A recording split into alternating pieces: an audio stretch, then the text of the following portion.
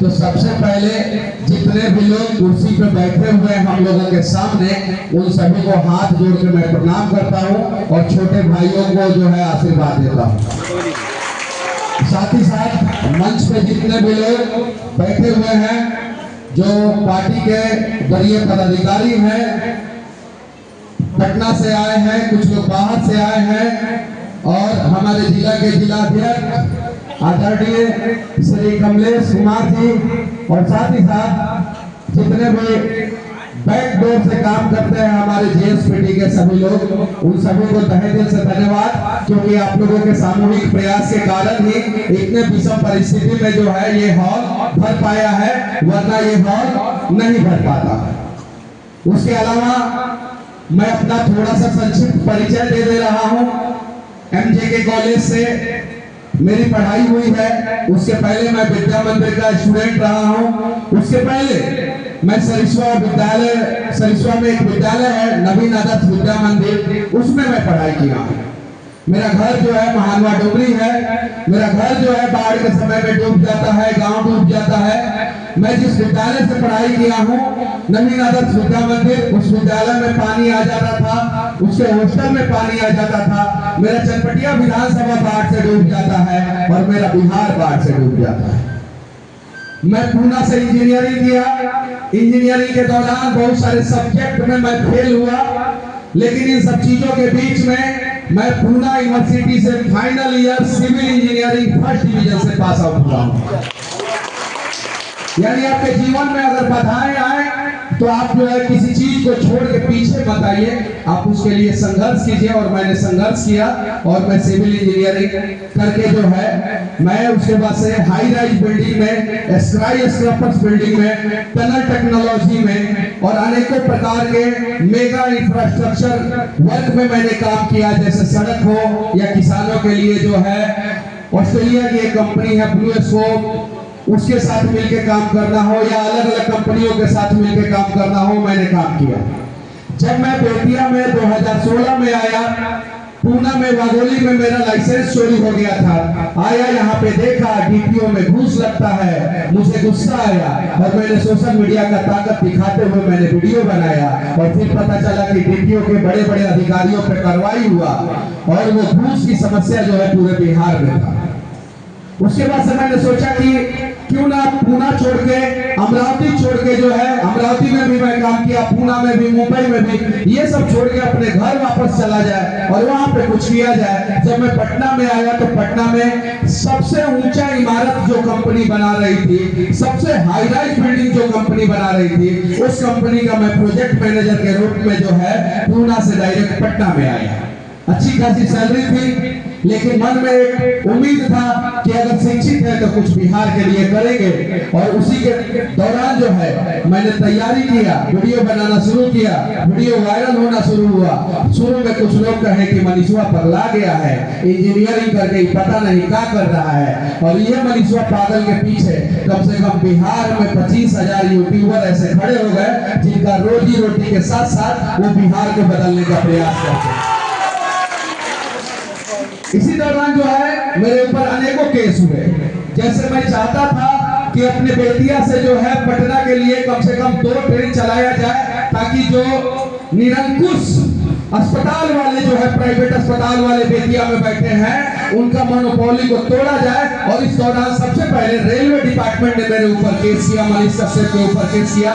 देखिए ट्रेन आ भी गया यहाँ से हॉर्न बजाते हुए, ठीक है। रेलवे डिपार्टमेंट ने केस किया मुजफ्फरपुर के कपरपुरा रेलवे स्टेशन पे जो है, और वो बेतिया कोर्ट के अंदर में आता था। सबसे पहले मैं जेल गया और चौकाहा में मेरे मौसा जी है, विनय मौसा जी, वो मेरे लिए सबसे पहले पहुंचे। और उसके बाद से मैं फिर वापस आया। फिर उसके बाद से सतवरिया कॉलेज, यही पे है सतवरिया, राजकुमार शुक्ल की धरती, जिन्होंने गांधी जी को अपने चंपारण में लाया। और गांधी जी को महात्मा बनाने के पीछे सबसे बड़ा योगदान अपने चंपारण के राजकुमार शुक्ल का था। उस सतवरिया कॉलेज में 443 बच्चों का भविष्य बर्बाद किया जा रहा था। मैंने उस कॉलेज में प्रोटेस्ट किया। प्रिंसिपल ने मेरे ऊपर ना जाने कितने गंदे गंदे आरोप लगा के जो है मुझे जेल में डलवा दिया। और उसके बाद से जो है मैं जेल में रहा 18 दिन। उसके बाद से संजय जायसवाल के दरवाजे पे मैंने वीडियो बनाया और यहाँ पे जैकी मेरा भाई है जो कहाँ का है, जैकी किधर है, वहाँ पे उसी के साथ मैं बुलेट पे था और जैकी मोटरसाइकिल चला रहा था, मैं बुलेट पे था। संजय जायसवाल के दरवाजे पे जाम लगा था, एम्बुलेंस जाम में फंसा था। उस एम्बुलेंस में ना मेरा कोई परिवार का था ना कोई मेरा रिश्तेदार था, और मैंने वीडियो बनाया। आधे घंटे के अंदर अंदर दीपेश सिंह के घर से जो है मेरी गिरफ्तारी हो जाती है, मैं जेल जाता हूँ। 4 महीना 18 दिन मुझे जेल रहना पड़ता है। उसके बाद से मैं लगा रहा, मेरे ऊपर केस होते रहे।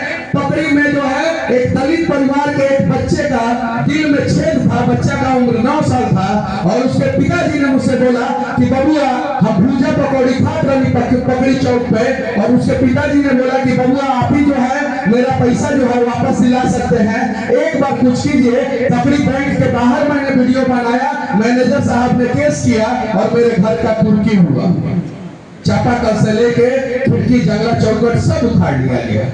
उसके बाद से मैं लोकसभा का चुनाव लड़ने का प्रयास किया। 2019 में मुझे जेल डाल दिया गया, मेरा नॉमिनेशन रद्द कर दिया गया, और 2019 में पूरे देश में इकलौता मनीष कश्यप ऑन रिकॉर्ड है। इतने सारे लोग जो है रिकॉर्ड कर रहे हैं, आप लोग देख सकते हैं, कहीं भी गूगल पे जाके सर्च मार सकते हैं। 2019 में पूरे भारत में इकलौता मनीष कश्यप था जो जेल से नॉमिनेशन किया था, उसके अलावा किसी ने नहीं किया था, लेकिन मेरा नॉमिनेशन रद्द करा दिया गया।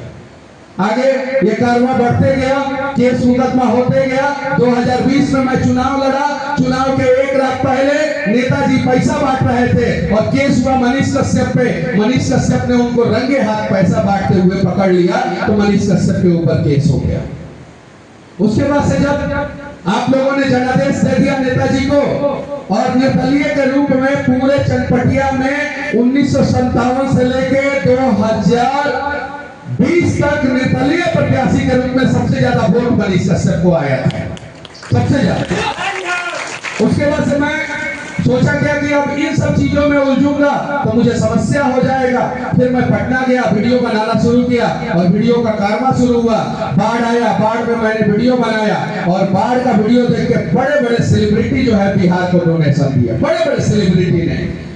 उसके बाद से यही कारवा बढ़ते गया, बढ़ते गया, बढ़ते गया, मैं काम करते गया। 2023 में जो है मैं मजदूरों के लिए आवाज उठाया, और बिहार के एक बड़े अधिकारी जो है वो तमिलनाडु में बड़े पद पे थे, उन्होंने जो है मुजफ्फरपुर में मेरे एक दोस्त को फोन किया और बोला कि मनीष कश्यप को बोलिए कि मेरा इंटरव्यू लेने के लिए और मजदूर वाला वीडियो डिलीट कर देने के लिए। मनीष कश्यप ने मजदूरों का वीडियो नहीं डिलीट किया और उस अधिकारी का इंटरव्यू नहीं लिया, तो देश का सबसे खतरनाक धारा मनीष कश्यप पे लगाया गया, NSA, और लोगों को लगा कि अब मनीष कश्यप का जिंदगी बर्बाद। और मैं उस जेल में बंद था जहां पे हमारे देश के क्रांतिकारी बंद थे, मदुरई सेंट्रल जेल। 1865 में बना हुआ था वो जेल, और 1865 में जो सेल बना हुआ था उसी सेल में मैं बंद था। 11 मिनट तक तो बोल ही सकते हैं ना भैया, नहीं तो फिर अब क्या करें, बोलने आता है, अपना कहानी बताना है तो बोल ही सकते हैं ना। तो उस जेल में बंद था मैं, और 4 महीना 15 दिन मैं उस जेल में बंद रहा। जिस कमरे में बंद रहा वो 1865 में बना था, यानी लगभग 160 साल पुराना कमरा में बंद था, और उस कमरे में कोई पंखा नहीं था। चैत, बैसाख, जेठ और आषाढ़, ये गर्मी का महीना होता है, बिना पंखा का मैं था। लेकिन मैंने अपने स्वाभिमान के साथ समझौता नहीं किया, इसीलिए जो है मुझे जेल रहना पड़ा। उसके बाद से बेऊर में आया, पटना बेऊर में, और पटना बेऊर में भी हाई सिक्योरिटी जोन में मुझे रखा गया, किसी से मिलने नहीं दिया जाता था। उसके बाद से जब मैं जेल से निकला तो जेल से निकलने के दौरान भी तरह तरह के हथकंडे अपनाए गए कि ताकि मनीष कश्यप जेल से नहीं निकले। लेकिन जेल से मैं निकला, और निकलने के बाद जो है मेरे जीवन में एक मेरे से सबसे बड़ा गलती हुआ कि मैं संजय जायसवाल, मनोज तिवारी के झांसे में आके भारतीय जनता पार्टी में चला गया। हम लोग साधारण परिवार के लड़के हैं। आपके भी बच्चे जो है 20 कंपनी में अप्लाई करते हैं, और जो बेस्ट ऑप्शन रहता है उस कंपनी को सेलेक्ट करते हैं। हमारे बाबूजी अगर जो है सांसद विधायक होते तो शायद वो मेरे भाग्य का निर्णय करते, लेकिन मेरे पिताजी सांसद विधायक नहीं है, तो मुझे अपना तकदीर और तस्वीर बनाने के लिए जो है हर दरवाजे पे जाके जो है नॉक नॉक करना होगा। और जिस घर में मुझे उचित सम्मान मिलेगा, उचित जगह मिलेगा, उसी घर में मैं अपना किस्मत बना पाऊंगा। शाहरुख खान और अभिषेक बच्चन वाली कहानी जो है प्रशांत किशोर जी ने बताया होगा। शाहरुख खान गरीब परिवार से थे, तो उन्हें सीरियल में काम मिला तो सीरियल में काम किए, विलन का रोल मिला तो विलन का रोल काम किए, और जब टैलेंट दिखाने का मौका मिला तो उन्होंने टैलेंट दिखाया। लेकिन अभिषेक बच्चन के बाबूजी ने डिसाइड किया कि पहला फिल्म वो किस डायरेक्टर के अधीन में करेंगे। मेरे पिताजी डिसाइड नहीं करने वाले हैं कि मनीष कश्यप क्या करेगा क्या नहीं करेगा। मेरे पिताजी बस इतना कर दिए कि साधारण परिवार, simple family, middle class family के अगर बच्चे को उसका बाप मतारी बढ़िया से पढ़ा दिया, वही उसके लिए सबसे बड़ा सौभाग्य होता है। और मेरे पिताजी ने मुझे पढ़ा लिखा के जो इंजीनियर बना दिया, उन्होंने अपना कर्तव्य का निर्वाह ईमानदारी पूर्वक कर दिया।